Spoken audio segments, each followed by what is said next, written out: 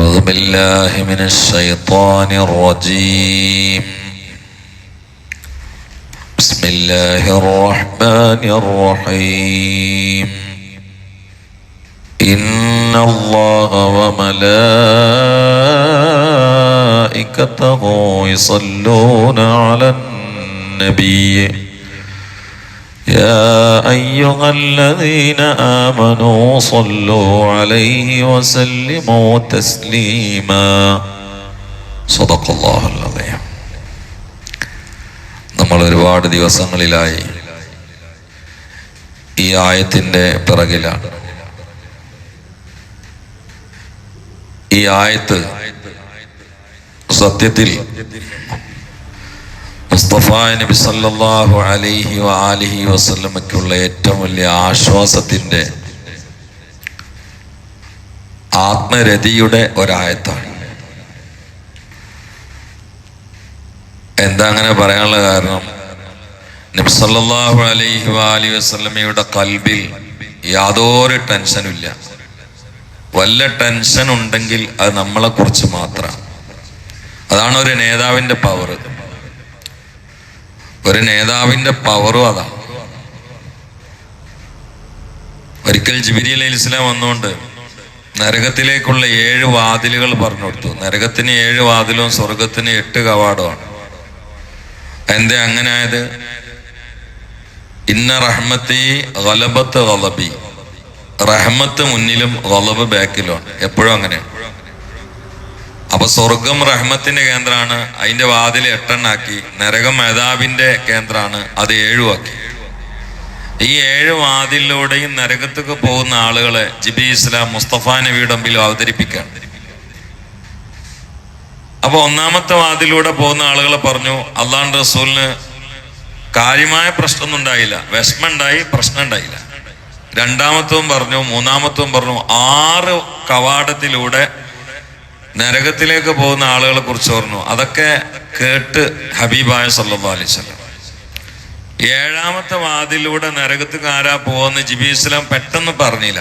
ഹദീസിന്റെ വാക്കുകൾ തന്നെ അംസക്ക് ജിബ്രീൽ ഹയാമൻ റസൂലില്ല സല്ലല്ലാഹു അലൈഹി വസല്ലമയോട് പറഞ്ഞാൽ എന്താവുന്നുള്ള പേടിയും നാണൊക്കെ കൂടി വന്നപ്പോ, കാരണം എന്താണ്, നമ്മളെ കുറിച്ചാണ് ആ പറയുന്നത്. നമ്മളെ കുറിച്ച് തന്നെ ഉമ്മത്തിലെ ചവറുകളെ കുറിച്ചാണ് ആ പറയുന്നത്. അപ്പൊ കുറച്ചു നേരം പറയാതെ പിടിച്ചു. നബി സല്ലല്ലാഹു അലൈഹി വസല്ലം ചോദിച്ചു, 7ാമത്തെ വാതിലിലൂടെ ആരാ നരകത്ത് പോകണോ ചോദിച്ചു.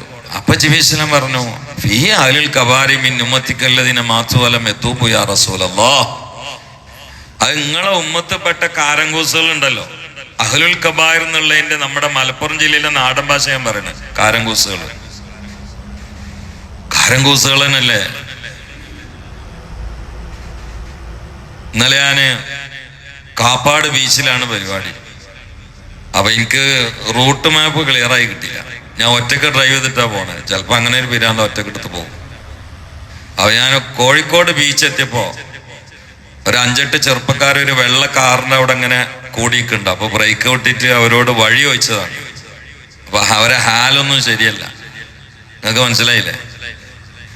അതിൽ ഒരാൾ പറയണ്ട്, എടാ യൂട്യൂബിലുള്ള ജലീറഹ്മാനെയാണെന്ന് പറഞ്ഞുകൊണ്ട് എല്ലാവരും കൂടി ഓടുന്നുണ്ട്. വഴി ചോദിച്ചതിനാണ് ഇപ്പൊ.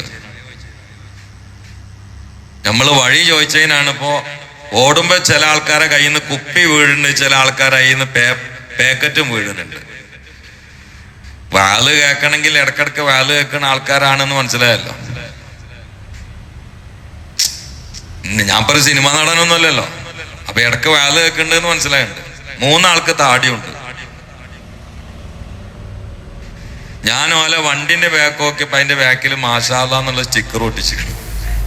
കാരണം മാഷാലയും തവക്കൽത്താലൊക്കെ ഇപ്പൊ എല്ലായിടത്തും ഉണ്ട്. അള്ളാഹു കാത്തുരക്ഷിക്കട്ടെ. ഇതപ്പോ കാലം.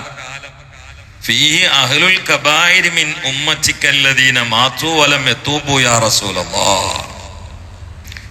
അതാണ് അഹ്ലുൽ കബായിർ. കഞ്ചാവിന്റെ, കള്ളിന്റെ ഒക്കെ ആളുകൾ. പക്ഷെ അവര് തൗബ ചെയ്യാതെ മരിച്ചു എന്നാണ് പറഞ്ഞത്. വലം യതൂബു, തൗബ ചെയ്യാതെ അവര് മരിച്ചു. അവർക്കാണ് 7ാമത്തെ വാതിൽ വെച്ചതെന്ന് പറഞ്ഞപ്പോ ഏത് നേതാവും കരുതൽ എന്താ, ഓണയ്ക്ക് പോട്ടെ പറഞ്ഞേക്കാത്തോണ്ടല്ലേ എന്നല്ലേ. അങ്ങനെ കരുതുന്ന എല്ലാ നേതാക്കളും അങ്ങനെ കരുതുക. പറഞ്ഞു കേൾക്കാത്തോണ്ടല്ലേ കിടക്കി അവിടെ നിന്ന് എല്ലാരും കരുതുക. പക്ഷേ ഈ വിവരാണ് കിട്ടിയപ്പോ ഹദീസിലുള്ള വാക്കുകൾ എന്താ അറിയോ? ഫഖറൻ നബിയ്യു മഗ്ശിയൻ അലൈഹി,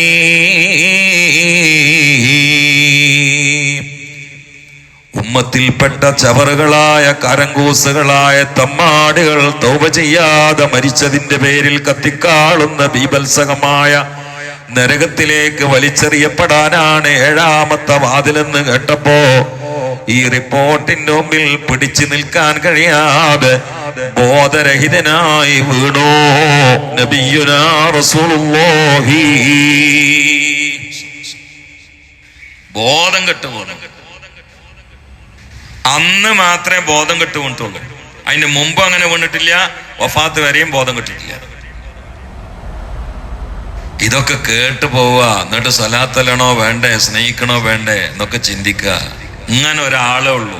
ബാപ്പാക്കും ഉമ്മാക്കും ഈ മക്കാമിൽ വരാൻ പറ്റൂല.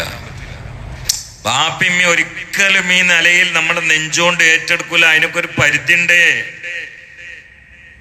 ഇതാരെ കുറിച്ചാണ് ഈ പറയുന്നത്? ഉമ്മത്തപ്പെട്ട കെട്ടുപോയ ആളുകൾ, കള്ളിന്റെ, കഞ്ചാവിന്റെ, സെക്സിന്റെ, കൊലയുടെ, അടിപിടിയുടെ റൗഡികള്. അവര് നരകത്ത് പോണേന്നെ തൗബ ചെയ്യാതെ മരിച്ചതിന്റെ പേരില. ഈ രംഗത്തിയാൽ ഏതൊരു നേതാവും പറഞ്ഞേക്കാത്തോണ്ടല്ലേ കിടക്കേണ്ട അവിടെ എന്ന് മാത്രമേ കരുതുള്ളൂ. പക്ഷേ ത്വായിഫിൽ വെച്ചിട്ട് ഹബീബിന്റെ ഞെരിയാണിന്റെ ഭാഗത്താണ്ട് കീറിയിട്ട് രക്തം പമ്പ് ചെയ്തു, ഏറുകൊണ്ടിട്ട്. അപ്പൊ ബോധം കെട്ടിട്ടില്ല മുഹമ്മദ് മുസ്തഫ. ഉഹുദിന്റെ രണാങ്കണത്തിൽ പല്ല് പോയി, ഊന് പൊളിഞ്ഞുകൊണ്ട് വായിൽ മൊത്തം രക്തമാണ്. കണ്ടുകൊണ്ട് സിദ്ദീഖുൽ അക്ബർ വാവിട്ട് കരയുകയാണ്. ആ സമയത്തും സിദ്ദീഖ് എനിക്ക് വേദനയാകുന്നുണ്ടെന്ന് പറഞ്ഞില്ല, വെള്ളം ചോദിച്ചില്ല. ഉഖബത്തിന്റെ കയ്യിൽ നിന്ന് കവളത്ത് അടികിട്ടിയിട്ട് 5 വിരൽ ആ ശറഫാക്കപ്പെട്ട പ്രഭാമയമായ കവിളിൽ പതിഞ്ഞു. അന്നും വേദനയുണ്ടെന്ന് പറഞ്ഞില്ല, ബോധം കിട്ടില്ല. സുജൂദിൽ കിടക്കുന്ന സമയത്ത് ചീഞ്ഞു നാറുന്ന മാസങ്ങൾക്ക് മുമ്പ് ചത്തുപോയ ഒട്ടകത്തിന്റെ കുടൽമാല ഭാരമുള്ളത് കൊണ്ടുവന്ന് ചാർത്തി എന്റെ പെരടി ഉളുക്കിയെന്ന് പറഞ്ഞില്ല. ദിവസങ്ങളോളം പട്ടിണി കിടന്നുകൊണ്ട് വയറ്റത്ത് കല്ല് വെച്ച് കെട്ടിയിട്ട് പാതിരാവിൽ ഉറക്കില്ലാതെ കറങ്ങി. അന്നും പ്രയാസമുണ്ടെന്ന് പറഞ്ഞില്ല, ബോധം കെട്ടില്ല.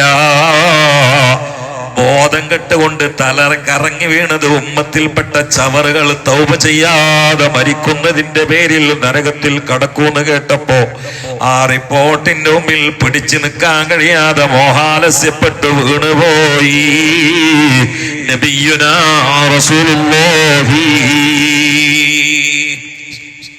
നേതാവിനെ മറക്കാൻ പറ്റുമോ? ഈ നേതാവിനെ മറന്നാൽ നമ്മൾ 2 കാലം നടന്നിട്ട് കാര്യമുണ്ടോ?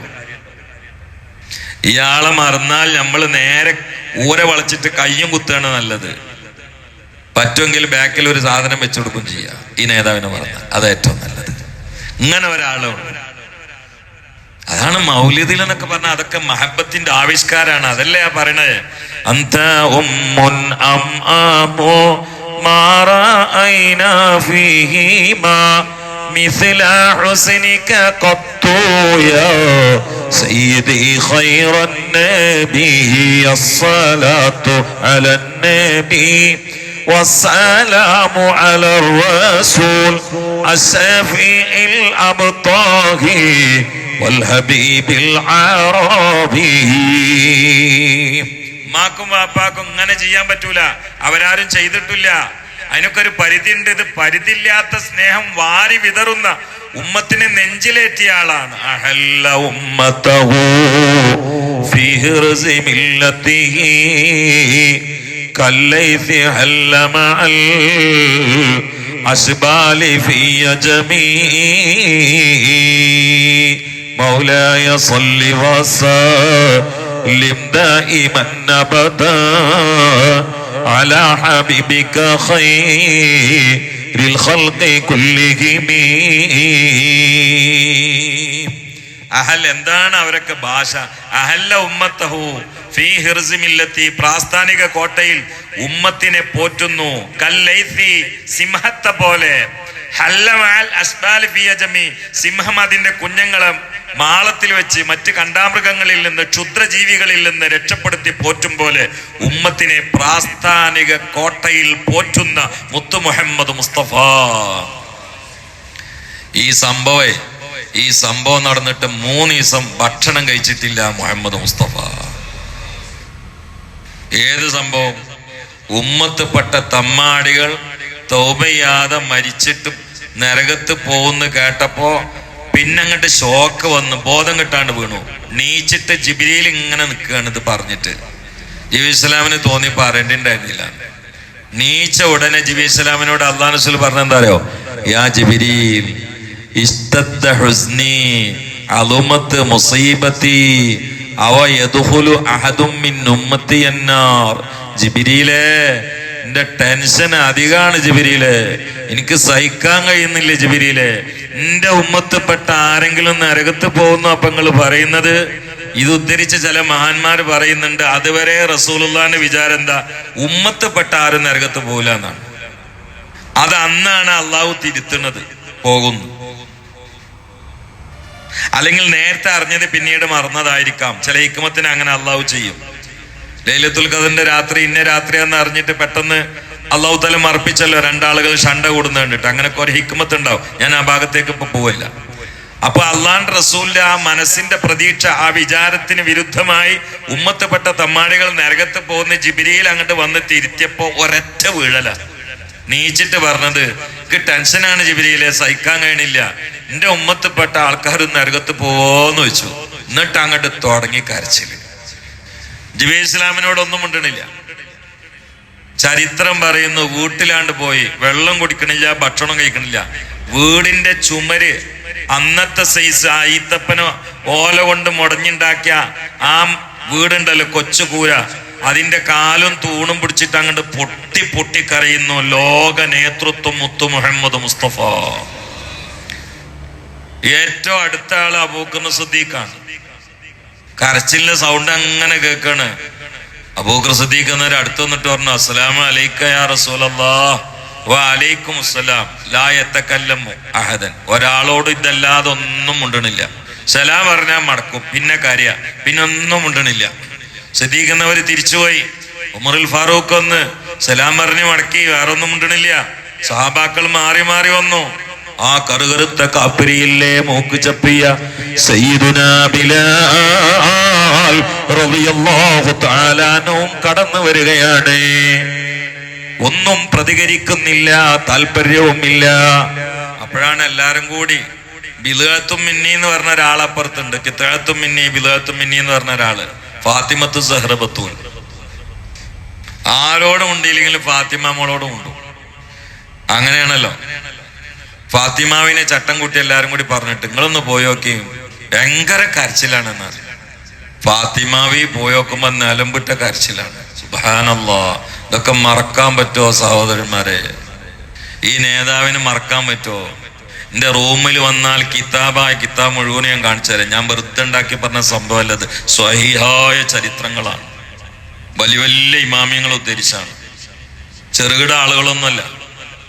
നമ്മളൊരു നേതാവിനോട് റബീഉൽ മാസല്ലേ, അപ്പൊ അനുയായികൾക്ക് സ്നേഹം ഉണ്ടാട്ടെന്ന് വെച്ചിട്ട് പ്രസംഗത്തിന്റെ മേറ്റർ ഒപ്പിക്കല്ല. ഇതൊന്നും അങ്ങനെയാണ് അള്ളാഹു മുത്തനബിനെ തന്നത്. അങ്ങനത്തെ ആളെയാണ് നമുക്ക് സെറ്റാക്കി തന്നത്. ഫാത്തിമാവി എന്നിട്ട് ഫാത്തിമാവിക്ക് മനസ്സിലാണില്ല, കൂടാണ്ട് കരഞ്ഞു. ബാപ്പയെ എന്താണ് സംഭവം എന്ന് ചോദിച്ചു. എന്താ പ്രശ്നം, എന്തിനാ അങ്ങനെ അതുവരെ കരഞ്ഞിട്ടില്ല. എന്തിനാ നിങ്ങൾ ഇങ്ങനെ കരഞ്ഞു, എന്താ പ്രശ്നം എന്ന് ചോദിച്ചു. അപ്പൊ എന്താ പറഞ്ഞെന്നറിയോ? മോളെ ഫാത്തിമ, എന്റെ ഉമ്മത്തപ്പെട്ട കുറച്ച് ആൾക്കാർ നരകത്ത് പോകുന്നാണ് പറയുന്നത്, അതുകൊണ്ട് വാപ്പാക്കൊരു സുഖമില്ല മോളെ എന്ന് പറഞ്ഞിട്ട് ഈ ജിബി ഇസ്ലാം പറഞ്ഞ സംഭവങ്ങൾ ഫാത്തിമാവിന്റെ മുമ്പിലാണ്ട് അവതരിപ്പിച്ച് കേട്ടപ്പോ ഫാത്തിമാവിയോണ്ട് കരയാൻ തുടങ്ങി. കരച്ചില് 3 ദിവസം തുടർന്നു എന്നാ പറഞ്ഞ്. ഭക്ഷണമില്ല, വെള്ളമില്ല, ഉറക്കമില്ല, മുണ്ടാട്ടമില്ല, കരയന്നെ. അവസാനം അള്ളാഹു ജിബി ഇസ്ലാമിനെ പറഞ്ഞയച്ചു. ഇന്നാ സനുർളീക ഫീ ഉമ്മത്തിക യാ റസൂലല്ലാഹ്. നിങ്ങളെ ഉമ്മത്തിന്റെ വിഷയത്തിൽ നമ്മൾ നിങ്ങളെ തൃപ്തിപ്പെടുത്തുന്നതാണ്. വലസൗഫ യുഅതീക റബ്ബുക ഫതർലാ എന്ന ആയത്ത് അതിലേക്ക് കൃത്യമായ സൂചനയാണ്. അതുകൊണ്ടാണ് ഒരു ആശിക്കായ കവി പൂങ്കവർ പാടിവെച്ചത്, ഖറഅനാ ഫിൽദുഹാ വലസൗഫ യുഅതീക ഫസറാ ഖുലൂബനാ ലക്കൽ അതാഉ. മുത്തുനബിയെ, ഞാൻ വല്ലാത്ത ബേജാറിലായിരുന്നു. അപ്പോഴാണ് ഞാൻ സൂറത്തുൽ ദുഹാ പാരായണം ചെയ്തത്. അതിൽ വലസൗഫ യുഅതീക റബ്ബുക ഫതർലാ എന്ന ആയത്ത് കണ്ടപാടെ എന്റെ ബേജാറ് നീങ്ങി നബിയെ. എന്റെ ഹൃദയത്തിലുള്ള പെടക്കൽ അവസാനിച്ചു നബിയെ. കാരണം അങ്ങേക്ക് തൃപ്തിയാകുന്നത് വരെ സർവശക്തനായ അള്ളാഹു നൽകുമെന്നല്ലേ പറഞ്ഞത്. അപ്പോൾ എന്നെ പോലെയുള്ള കുറച്ചാളുകൾ നരകത്തിൽ കിടന്ന് വെന്തുരുകുമ്പോ അങ്ങേക്ക് സ്വർഗത്തിൽ കയറി കിടക്കാൻ തൃപ്തിയാകുമോ നബിയെ? ഒരിക്കലും ഇല്ല. ഞാൻ പേറയാണെങ്കിലും തമ്മാടിയാണെങ്കിലും എന്നെ അവിടുന്ന് ശഫാഅത്ത് ചെയ്തുകൊണ്ട് രക്ഷപ്പെടുത്തുമെന്ന പ്രതീക്ഷയിലാണ് ഈ ആയത്ത് കണ്ടപാടെ എന്റെ ഹൃദയത്തിനുള്ളത്. അതോടെയാണ് എനിക്ക് സമാധാനം വന്നത്. യാ റസൂലല്ലാഹ്, മുസ്തഫായ നബി അള്ളാഹു അറിയിച്ചു കൊടുത്തു, കരയണ്ട നബിയെ, നിങ്ങൾ ആഖിറത്തിലെത്തിയാൽ ഉമ്മത്തിന്റെ കാര്യത്തിൽ നിങ്ങൾക്ക് തൃപ്തിയാകുന്നത് വരെ നമ്മൾ ചെയ്തു തരുന്നതാണ് കരച്ചിൽ. നിർത്തിക്കോ നബിയെ, ഭക്ഷണം കഴിച്ചോ നബിയെ, വെള്ളം കുടിച്ചോ നബിയെ. കരച്ചിൽ നിർത്തിക്കോളി മുത്തനബിയെ, വെള്ളം കുടിച്ചോളി എന്ന് പറഞ്ഞു. അപ്പൊ അള്ളാഹുവിന്റെ റസൂൽ പറഞ്ഞൊരു വർത്താനുണ്ട്. ഇതോടെ അന്നത്തെ വിഷയം തീർന്നു. എന്താ അറിയോ? ഇതാണ് കിട്ടിയപ്പോ അള്ളാഹു റസൂൽ മേൽക്ക് നോക്കി. എന്റെ ഉമ്മത്തിൽപ്പെട്ട ഒരാളെങ്കിലും നരകത്ത് പോയാല് എനിക്ക് തൃപ്തിയാവല്ലോ പഠിച്ചോനെ മുഹമ്മദ് മുസ്തഫ. ഇനി ഇതിലും കേറിയിട്ടില്ലെങ്കിലേ അപകടമാണ്. എന്താണ് ആ വാക്കൊക്കെ പറഞ്ഞ് സമാധാനിപ്പിച്ചപ്പോ സമാധാനിക്കല്ല, അള്ളാഹിനോട് പറയാ എന്റെ ഉമ്മത്തിൽപ്പെട്ട ആരെങ്കിലും നരകത്ത് പോയാല് എനിക്ക് പൊരുത്തല്ല. അപ്പൊ കുറെ ആൾക്കാർ പോവും ഇൻഷാ അല്ലാഹ്. പക്ഷെ മഹബത്തും ഇത്തിബാവും വേണം, രണ്ടും വേണം. ഖൽബ് നിറയെ തുളുമ്പുന്ന ചിന്ത മുഹമ്മദുർ റസൂലുള്ളാഹ്. ജീവിതം അവിടുത്തെ താരീഖിന്റെ ആവിഷ്കാരം. നമ്മൾ ചലിക്കണ ബുഖാരി, ചലിക്കണ മുസ്ലിം, ചലിക്കണ നസായി. ഖുർആൻ രണ്ടെണ്ണം ഉണ്ട്. ഒന്ന് ഇളകാത്ത ഖുർആൻ, അതാണ് ഈ കാണുന്നത്. മറ്റൊന്ന് ഇളകണ ഖുർആൻ, അതാണ് മുഹമ്മദ് മുസ്തഫ. വക്കാന ഖുലുഖുൽ ഖുർആൻ. നമ്മൾ അതിന്റെ ഫോട്ടോസ്റ്റാറ്റുകളാണ്. ഹബീബിനെ സ്നേഹിക്കണം, ഇത്തിബാഅ് ചെയ്യണം. ആ ശഫാഅത്തിന് പറ്റുന്ന ഏറ്റവും നല്ലൊരു വിഭവമാണ് സ്വലാത്ത്. മസ്ജിദുൻ നബവിയുടെ തൊട്ടടുത്തൊരു പള്ളിയുണ്ട്.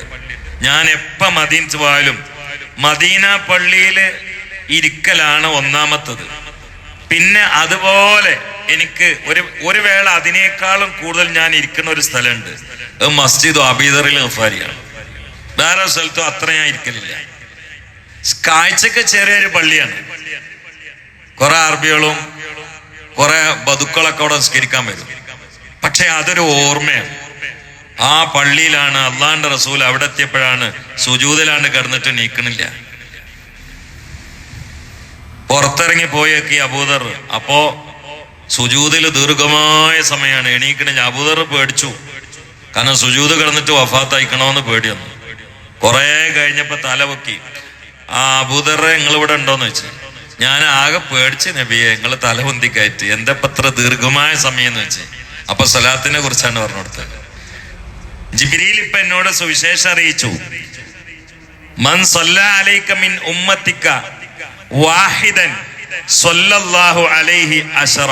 നിന്റെ ഉമ്മത്തിൽപ്പെട്ട, നിങ്ങളെ ഉമ്മത്തിൽപ്പെട്ട ഒരാൾ നിങ്ങൾക്ക് ഒരു സലാത്ത് ചൊല്ലിയാല് അള്ളാഹു അയാൾക്ക് 10 ഗുണം കൊടുക്കും മുത്തുനബിയേ എന്ന് പറഞ്ഞപ്പോ ഞാൻ ശുക്രോണ്ട്, സന്തോഷം കൊണ്ട് ശുക്രിന്റെ സുജൂദക്ക് വീണതാണ് അബൂദർ എന്ന് മുഹമ്മദ് മുസ്തഫ. അവിടെ നിന്നൊരു പള്ളിയുണ്ട്. മദീന ചരിത്രമാണ്. ഞാൻ നിർത്തുകയാണ്. ഇന്ന് വെള്ളിയാഴ്ച പ്രഭാതമാണ്. മദീന ചരിത്രമാണ്. മദീന ഇമ്പമാണ്. മദീന ഹൃദയത്തിന്റെ കരളിന്റെ കുളിരാണ്. മദീന കൽബിന്റെ പ്രതീക്ഷയാണ്. മദീന നിത്യഹരിതമാണ്. സുറുല്ലരീകൽ മുസ്തഫാവ സുദി ഇഖാമതം ബിഹി സുർതക മിൻ സാവിയന ഖൽബിക സിൽസാല സാൽ താഹ ഖൽബി മുദതൈതു വാദിയൻ ഖാഫമാ താബ അംവിദാദി താഹ താലിയല്ലി താലിതാൽ സുറനി സന്ദർശിച്ചോ ലരിഹൽ മുസ്തഫ മുസ്തഫായ നബിയുടെ വിശ്രമസ്ഥലം നീ സന്ദർശിച്ചോ. അല്ലാഹു നമുക്ക് തൗഫീഖ് പ്രദാനം ചെയ്യട്ടെ. സല്ലല്ലാഹു അലൈക യാ റസൂലല്ലാഹ്. അള്ളാഹു നമ്മളെല്ലാവരെയും ഹബീബിന്റെ മുഹിബീങ്ങളാക്കട്ടെ. ഒറ്റ സലാത്തോടെ നിർത്തുകയാണ്. സ്വലവാത്തി അലൻ നബി വസലമിഹി വഹുവ ഖൈറുൽ അനാമി ബദ്റു തമാമി. അല്ലാഹു അല്ലാഹു അല്ലാഹു അല്ലാഹു അല്ലാഹു അല്ലാഹു അല്ലാഹു അല്ലാഹ്. നിർത്തണില്ലാതെ ഒഴുക്കാണ്, ഇങ്ങനെ പോകും. ഇൻഷാ അല്ലാഹ് അല്ലാഹു സുബ്ഹാനഹു വ തആല മദ്ഹ് പറഞ്ഞ് ഇത്തിബായിൽ ജീവിച്ച് അവസാനം ചിരിച്ച് മരിക്കാൻ നമുക്ക് തൗഫീഖ് ചെയ്യട്ടെ. ബിൻ നബിയിൽ മുസ്തഫ മുഹമ്മദ് സ്വല്ലല്ലാഹു അലാ മുഹമ്മദ് സ്വല്ലല്ലാഹു അലൈഹി വസല്ലം സ്വല്ലല്ലാഹു അലാ മുഹമ്മദ് സ്വല്ലല്ലാഹു അലൈഹി വസല്ലം. അല്ലാഹുമ്മ സ്വല്ലി അലാ മുഹമ്മദ് യാ റബ്ബി സ്വല്ലി അലൈഹി വസല്ലം. ശരീഫ സഭ ചെയ്യുന്നത്.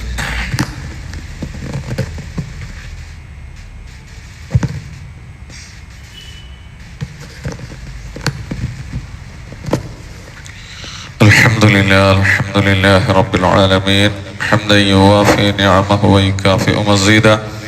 اللهم صل على سيدنا محمد وعلى آل سيدنا ومولانا محمد صلاة تنجينا بها من جميع الأهوال والبليات وتسلمنا بها من جميع الأسقام والآفات وتطهرنا بها من جميع السيئات وتغفر لنا بها جميع الخطيئات وتقضي لنا بها جميع الحاجات وترفعنا بها عندك على الدرجات وتبلغنا بها قصى الغايات من جميع الخيرات في الحياة وبعد الممات. اللهم أوصل وبلغ مثل ثواب ما صليناه أولا إلى حضرة حبيبنا مصطفى محمد صلى الله عليه وسلم وإلى أرواح جميع الخير كلهم أجمعين. اللهم وإلى أرواح من دفنوا حوالينا يا رب العالمين. اللهم بحقهم وبجاههم اللهم يسر عسيرنا وسهل أمورنا وفرج كروبنا وأد ديوننا وقض حوائجنا يا رب العالمين. اللهم يسر لنا أمورنا مع الراحة لقلوبنا وأبداننا والسلامة والعافية في ديننا ودنيانا.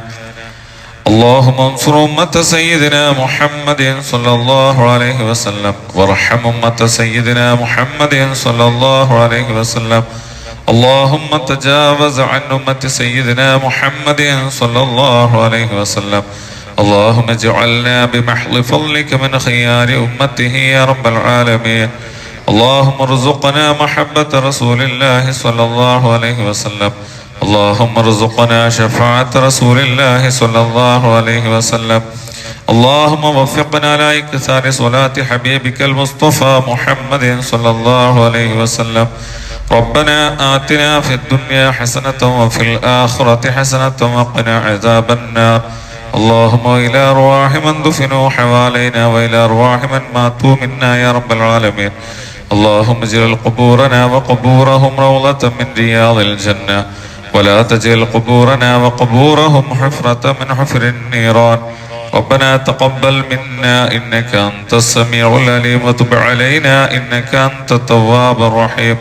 اللهم طول أعمارنا وأعمار أساتذتنا على رضاك وعلى خدمة دينك واشف أمراضنا وأمراضهم يا شافي الأمراض برحمتك يا أرحم الراحمين. وصلى الله تعالى وسلم على خير خلقه سيدنا محمد وآله وصحبه أجمعين. سبحان ربك رب العزة عما يصفون وسلام على المرسلين والحمد لله رب العالمين.